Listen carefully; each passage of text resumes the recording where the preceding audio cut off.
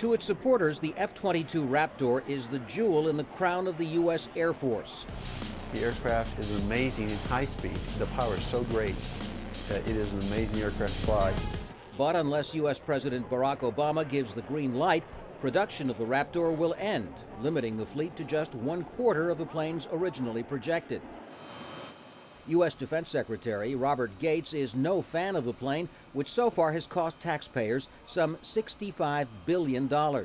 Yet Gates points out that the F-22, designed for air-to-air combat during the Cold War, has yet to carry out a single mission in either Iraq or Afghanistan. Why?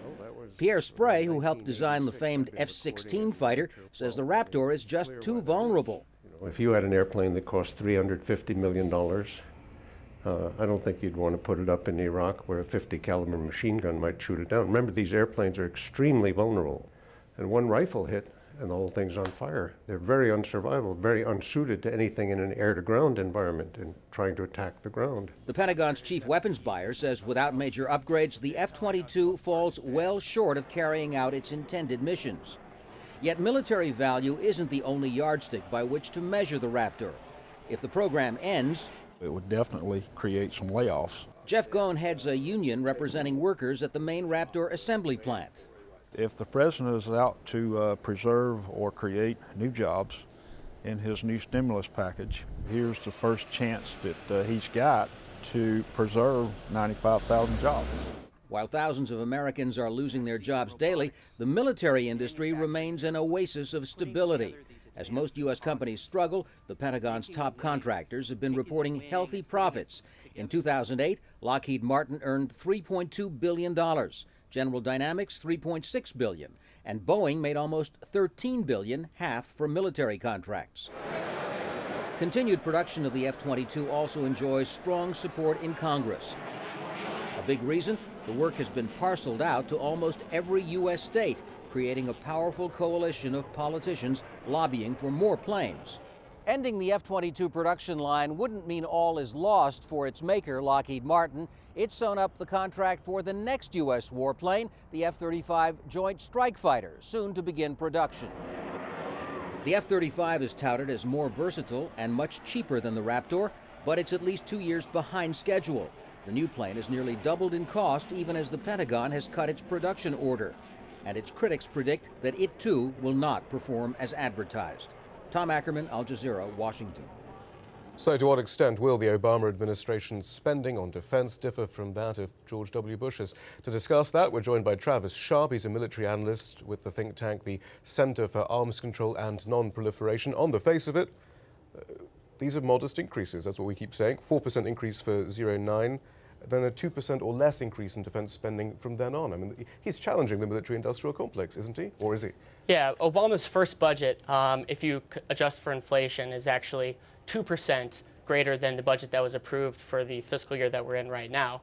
So at 2%, Obama is increasing the budget by less than was the average during the Bush administration. They averaged about 4 or 5% increase per year. And there's also a much smaller request for war funding included in the budget that Obama submitted today. For the upcoming fiscal year, he only wants $130 billion for the wars in Iraq and Afghanistan. That's a lower level of funding than we've seen the last few years from the Bush administration. So, I mean, are the figures telling us the complete story? Is this the end of crazy defense spending in the U.S.? Every year we say that there's no way that defense spending can continue to go up, and then every year it continues to go up. So I'm extremely hesitant to say that we've reached a peak, but we certainly are at a level that is unprecedented. The U.S. is spending more today for defense than it has at any time since World War II, and the growth over the last decade has really been unprecedented. If you include funding for the wars in Iraq and Afghanistan, as well as some funding that we spend on nuclear weapons, the U.S. defense budget has grown by almost 80% over the last decade. And when you're talking about a budget that is $700 billion, I mean, that is a massive, massive budgetary increase. So I think we're getting at the point where this level of defense spending isn't sustainable, especially with the economic crisis that we're facing. And it would appear, in order to halve the deficit by the end of his first term, President Obama does have to make cuts then. Absolutely, especially when you talk about war funding. Because the thing to keep in mind about the money that the United States has spent on Iraq and Afghanistan is that it's all been done through the supplemental process, which is entirely off budget. So it's not subject to the same rules as the normal budget, such as pay-as-you-go and other rules that make sure that our budgets are conforming and not increasing the deficit. So if the Obama administration is serious about wanting to reduce deficits, then I think that the funding for the wars is a prime target. So, will the military-industrial complex, this shadowy group, stand for this? Well, they're certainly making an effort for the last few weeks here to make a strong case both to the administration and to Congress that defense budget cuts would cost a lot of jobs. Their F-22 Raptor is a program that is discussed. It's very controversial. The cost for one of those planes is over $350 million apiece.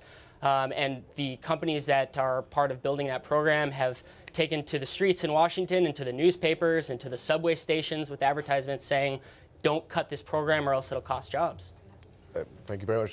Perhaps we'll get you on another time and talk about whether the Eisenhower sense of the shadowy industry really does exist, in which case will they stand for it. But thanks so much. Sure, thanks.